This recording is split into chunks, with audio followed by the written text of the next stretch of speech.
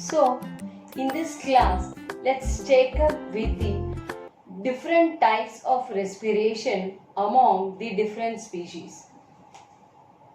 All these species, they generally have no common respiratory system. No common respiratory system. The respiratory system differs among the species based on the 4 criteria. Because of these 4 criteria, there are different respiratory systems seen among the different species. First one is that habitat of the species. First factor is the habitat of the species. Second one, the size of the body. Okay, second one is the size of the body. Third factor is the availability of water. Availability of water. And the fourth point is based on the type of their circulatory system.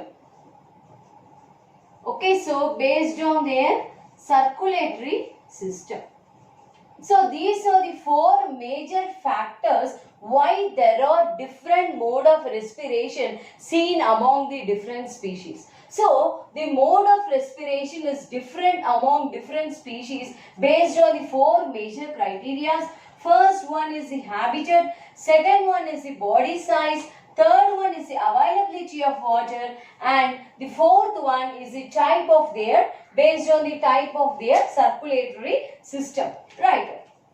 So, how does the mode of respiration takes place? Generally, the unicellular organisms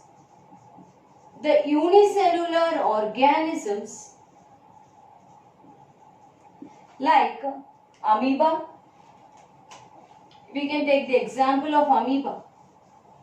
Okay, so amoeba respires by the process of simple diffusion. Okay, so the amoeba respires by the process of simple diffusion. Okay, so the unicellular organisms, some lower organisms, they respire by the process of simple diffusion. So what do you mean by the term diffusion?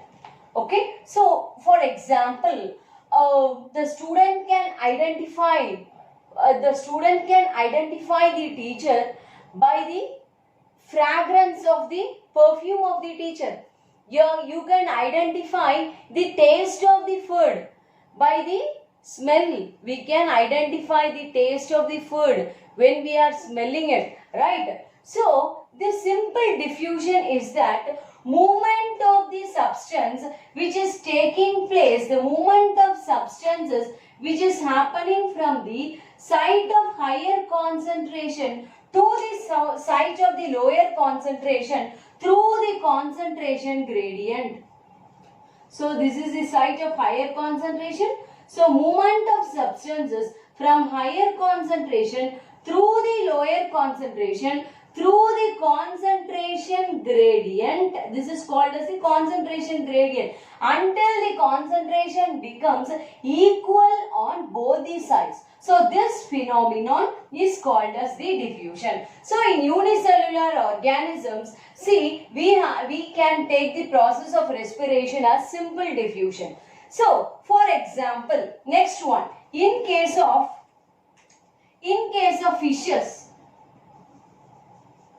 Okay, so in case of fishes, there are some external appendages called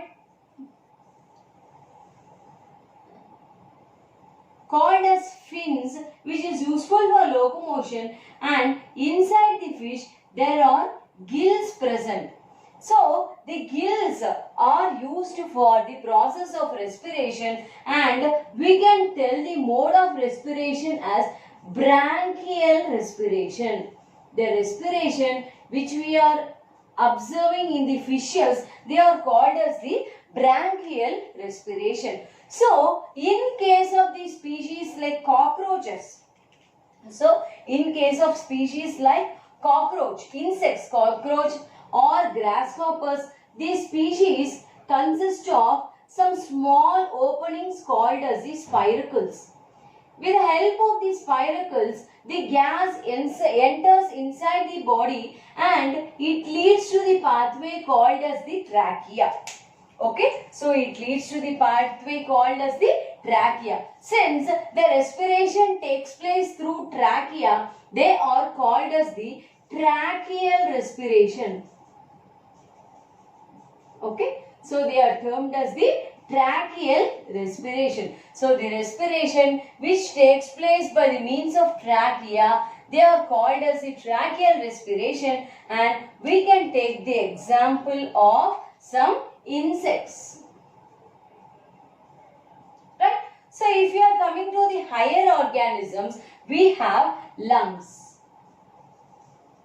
Okay, so we have lungs. So such type of respiration is called as bronchial respiration. So respiration which takes place through gills is called as a bronchial respiration, and the respiration which is happening through lungs, it is called as bronchial respiration or pulmonary respiration. Pulmonary respiration. So, in case of plants, we have two major parts which is called as the stomata of leaf. So, in plants we have stomata which is present in the leaf part, and lenticels which is present in the stem part, which undergoes the process of respiration. And apart from this, some aerial roots perform the process of respiration by bringing their tip of the root on the surface of the soil. Okay, so if this is said to be the mangrove tree, the root of the aerial plant, so what do? If this is the soil surface, the root part of the plant, the tip of the root is in the upward direction like this. So the root tips are in the upward direction for the exchange of gases for the process of respiration. So such type is called as the aerial root. So this happens in the mangrove forest. Okay, so in the mangrove trees or the mangrove forest, this condition happens. So recapitulation quickly. So respiration is, all the species have no common respiratory system.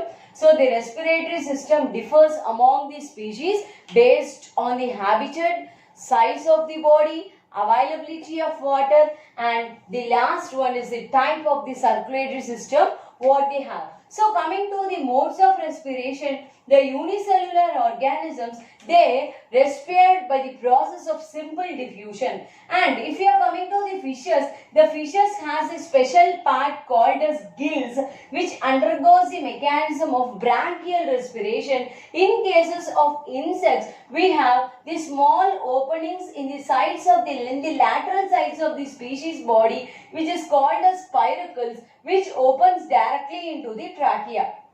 So the mode of respiration which happens through the trachea, we call it as the tracheal respiration. In case of the higher organisms, we have a perfectly designed lungs. So the type of respiration which happens through the lungs, we call it as the bronchial respiration or pulmonary respiration. So coming to the plants respire through stomata of leaf and lenticels of stem. In some plants like the mangrove trees, what are the tip of the root is protruded out to the surface of the soil, and thereby they perform the process of respiration. So in the next chapter, in the next class, let us discuss about the human respiratory system. Thank you.